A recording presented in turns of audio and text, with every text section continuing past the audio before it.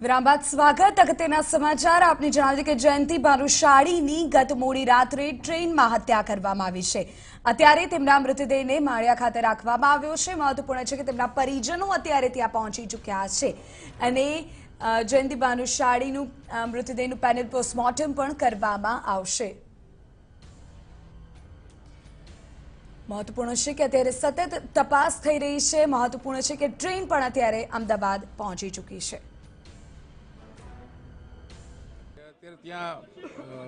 જયંતિભાઈ ભાનુશાળી જે છે પૂર્વ એમએલએ એ આ ટ્રેનમાં ભુજથી બેઠેલા હતા અને એમની સામખાની આસપાસ કોઈએ ગોળી મારીને હત્યા કરેલી છે અને આગળની અમારે અલગ અલગ ટીમો છે। અમારે અત્યારે આનું પંચનામું કરવાનું એટલા માટેનું અરે નહીં આ કોચ ને આગળનું અમારું જે પ્રાથમિક જે પરીક્ષણ છે એટલા માટે અહીંયા અમે કરી રહ્યા છીએ। પ્રાથમિકમાં અત્યારે કોચ અમે પૂરો વેકેટ કરી અને એને અમે એફએસએલ બેલિસ્ટિક એક્સपर्ट એના અમે આખું પંચનામું કરી અને એનું અમે पुरावा नहीं कुछ हमको पता नहीं, हम सो रहे थे। हम तो सो रहे थे जब पुलिस वालों ने हमको जगाया, जब देखा हमने। कितने बजे के आसपास की आपको जगाया उस समय की घटना एक जाने 1:30 बजे का मैंने वो नहीं देखा था। 1:30 बजे का वो મારા ભાઈને રાજકીય રીતે ગુનાખોરી કરી અદાવત કરવામાં ખૂન કરીને આમાં ફાયરિંગ કરેલું છે। એમાં અમને પહેલાથી એવું હતું કે આ રાજકારણમાં છે, પણ એના 2-4 વખત એને બધી ચેલેન્જ આપી હતી કે અમે એનું રાજકારણનું રે પૂરું કરી નાખશું। એ અમારા પાછળ છબીલ જ્યારથી કરી છે ત્યારથી કરીને અમને પોતાને એમ જ કીધું હતું કે હું જયંતિભાઈનું રાજકારણમાંથી રે કાઢી નાખીશ। માટે અમારે આ જે હત્યા કરવામાં આવી છે એટલે બચાવતી 2 જણા ગમે ત્યાંથી મારે ભાઈ પાછળ પડેલા છે અને એની હત્યા કરવામાં આવી છે। 2 ગોળીઓ વાગી છે। એના ભેગા બધા આખી ગેંગ છે। છબીલભાઈ પહેલેથી મને કહેતા હતા કે અમને જયંતિને કે તારું રાજકારણમાંથી રે કાઢી નાખીશ। આજે અમારો આ રાજકારણમાંથી રે કાઢ્યો છે એણે। એના પાછળ આખી ગેંગ છે। છબીલભાઈ પટેલ છે, એના પાછળ એક ભાવ કરીને સુરજીત નામ છે, એનું બીજું એના પાછળ મનીષા છે, એના ભાગમાં અમારા ભાનુશાલી એક ભીમજીભાઈ છે, એનો હાથ છે। બધા એ મળીને અમારા ભાઈના ઉપર ફાયરિંગ કરાવેલું છે। માટે આ ભાઈનો મારો રાજકારણમાંથી રે કાઢવા માટે આ છબીલે બધા કર્તવ્ય કર્યા છે।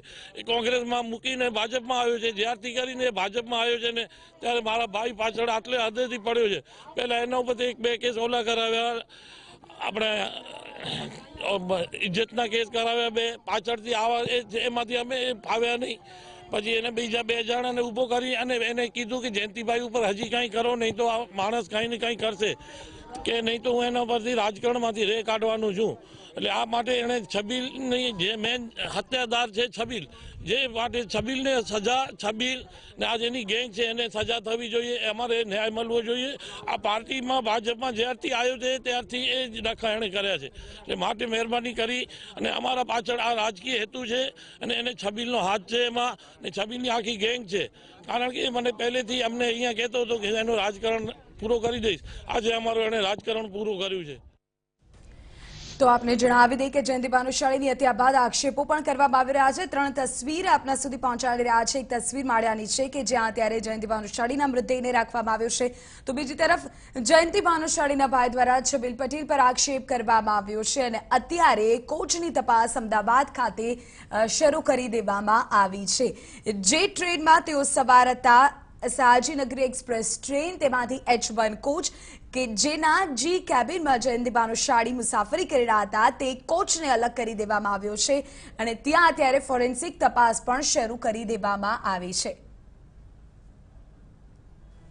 મારા ભાઈને રાજકીય રીતે ગુનાખોરી કરી અદાવત કરવામાં ખૂન કરીને આમાં ફાયરિંગ કરેલું છે।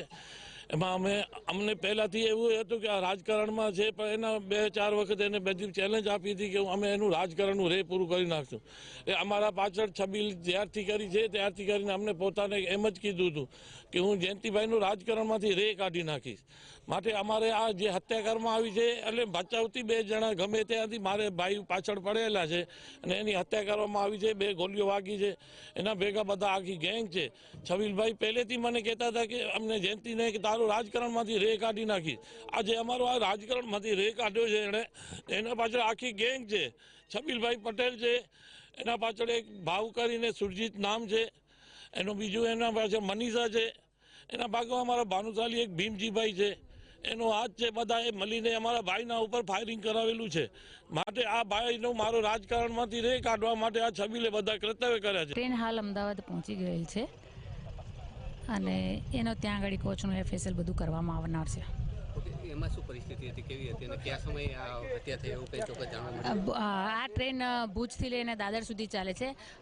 અમારે એવું માનવું છે કે ગાંધીધામથી લગભગ સામખિયાળી અને માળિયાની વચ્ચે ગમે ત્યાં આ પ્રકારનો બનાવ બનેલો હોઈ શકે. આપણે કંઈ CCTV ફૂટેજ કે આ તે કંઈ ચેક કરી કોઈ એ હવે તપાસનો વિષય છે, એ બધું તપાસ કરવામાં આવશે. કોઈ વ્યક્તિની આપણે અટક કરવામાં આવી છે? અત્યારે હજી અટક કરવાનો હજી તો તપાસનો વિષય છે. એમાં જે પરિસ્થિતિ હતી શું હતી, કેવી રીતે, કેટલા લોકો હતા એવું કંઈ હજી સુધી જાણવા મળ્યું છે કે ના, એવું એમના કમ્પાર્ટમેન્ટમાં એક બીજો માણસ હતો. તો પોલીસ જણાવી રહી છે કે અંગે તપાસ કરવામાં આવશે, પરંતુ આપણે જણાવી દઈએ કે જયંતિ ભાનુશાળીના ભાઈ દ્વારા 3 થી 4 જેટલા વ્યક્તિઓનો ઉલ્લેખ પણ અહીં કરવામાં આવ્યો.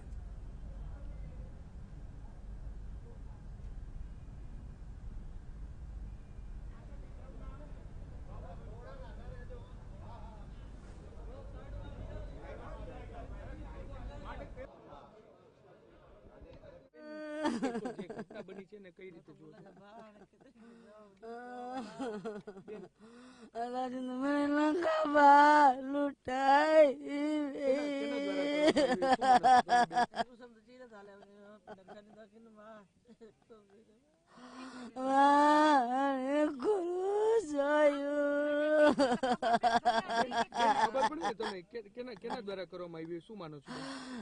સાબિલ પટેલ કરાને મેરે કાવતરો જો આ ઘડીલો શું વાંધો હતો છબીલ પટેલ સાથે બેન? એમને આજ કેટલા મહિનાથી હેરાન કરે છે છબીલ પટેલ. એના ઉપર બધું આ ખોટા આરોપો લગાયા હતા બધા. શું માનો છો એના દ્વારા જ અત્યારે કરવામાં આવ્યું છે?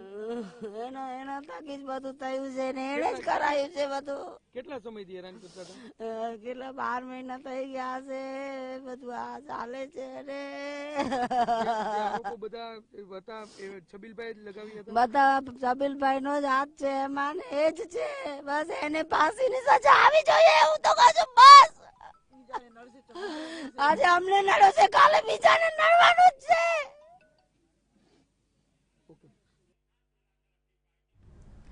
તો પરિવારજનોના એક બાદ એક જે નિવેદન સામે આવી રહ્યા છે, આક્રંદ એક તરફ તો બીજી તરફ સ્પષ્ટ આક્ષેપ તેઓ કરી રહ્યા છે. અને જે પ્રકારે અત્યારે જાણકારી મળી રહી છે તો છબીલ પટેલ પર આક્ષેપ કરી રહ્યા છે, છેલ્લા કેટલાય સમયથી તેઓ જયંતિ ભાનુશાળીને હેરાન પરેશાન કરી રહ્યા હતા તેવું પણ જણાવી રહ્યા છે. ત્યારે અત્યારે માળિયામાં છબીલ પટેલના મૃતદેહને રાખવામાં આવ્યો છે. મારા સંવાદદાતા માળિયાથી આપણી સાથે જોડાઈ ગયા છે મોહિત ભટ્ટ. મોહિત, અત્યારે ત્યાં શું ગતિવિધિ, લેટેસ્ટ અપડેટ?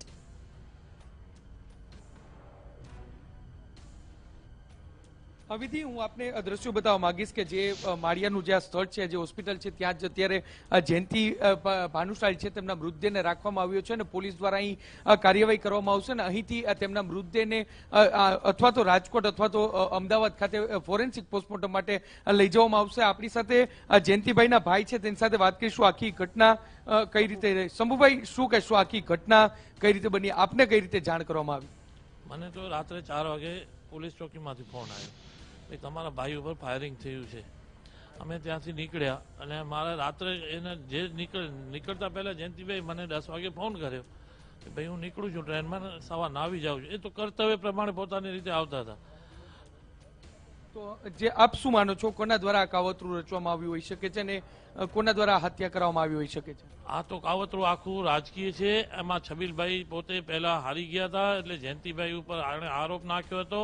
જ્યારે હારી ગયા ત્યારે જયંતિભાઈને કીધું કે પોતાની ગાડીમાં બેસીને મીડિયા ઉપર વિડીયો વાયરલ થયેલો છે કે હું જે મને કર્યું છે હું એમ ઠીસુમ કરી નાખીશ. ભાઈ પોતાના કર્મે બધો હારે છે. જયંતિભાઈ હારી ગયા તો એમ નથી કીધું કોઈને હું ઠીસુમ કરી નાખીશ. અમે હારી ગયા હતા. એને પોતાનું બધું હારી જવાથી એની હાર પચાવી નથી શક્યા.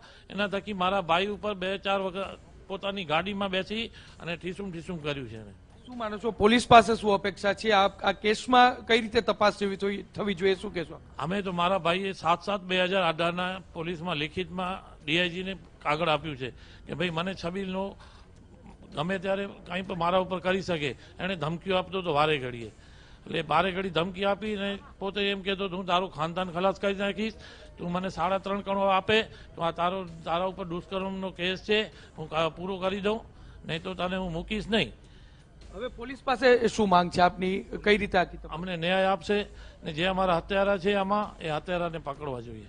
જે છબીલ પટેલ પર આપ આક્ષેપ કરી રહ્યા છો, જયંતિભાઈ પર ઘણા બધા આરોપો લાગ્યા હતા, શું માનો છો આના પાછળ પર આમનું જ કાવતરું હોઈ શકે છે? એ જ છે ને, જયંતિભાઈને ખુલ્લેઆમ એણે ધમકી આપી હતી હું મૂકીશ નહીં, તારો રાજકારણમાંથી રે કાઢી નાખીશ, નહીં તો તું મને 3.5 કરોડ આપ ને તારું આ રાજકારણ પૂરું હલાવવું હોય તો તું આ બધું કર તો તને મૂકી દઉં. જે રીતે ત્યાંના સ્થાનિક લોકો કહી રહ્યા છે કે જયંતિભાઈ અન્ય જે લોકો છે તેની સાથે પણ દુશ્મનાવટ હતી, તો શું એ જ કારણ હોઈ શકે કે બીજું કે છબીલ પટેલ જ આ કોઈના જોડે જયંતિભાઈની દુશ્મનાવટ નથી. તમે ગમે ત્યાં જાઓ, ગમે તેને નાના માણસ છોકરાઓને પૂછજો ને, જયંતિભાઈ કોઈના સાથે કંઈ બગાડ્યું નથી, કારણ કે એ છબીલે જ જેણે કરાવ્યું છે. અમને જ્યારે દુષ્કર્મનો કેસ નાખ્યો હતો અમારા ભાઈ ઉપર, ત્યારે ભાઈને કોર્ટમાંથી નિર્દોષ છૂટ્યા છે, અને ત્યારે પછી નિર્દોષ છૂટ્યા ત્યારે બધા એના સાથે મનીષા છે, એક બીજો ભાવ કરીને છે, એ બધા એના પાછળ છે, બરાબર. એનો હાથ છે ફાયરિંગમાં, એણે કરાવ્યું છે, કારણ કે એ લોકો જયંતિભાઈને ખબર હતી કચ્છમાં છે, કચ્છમાંથી ટ્રેનમાં જાય છે, એટલે આ લોકોની પાછળ ગમે તે ગેંગ છે. મનીષાએ પણ 10 કરોડની ખંડણી માંગવાની પણ જે વાત સામે આવી હતી, શું લાગે છે એમનો પણ આમાં રોલ હોઈ શકે? હાજી, એ તો બધા એના આખી ગેંગ છે, એમ નાની ગેંગ નથી, એ તો બહુ મોટી ગેંગ છે.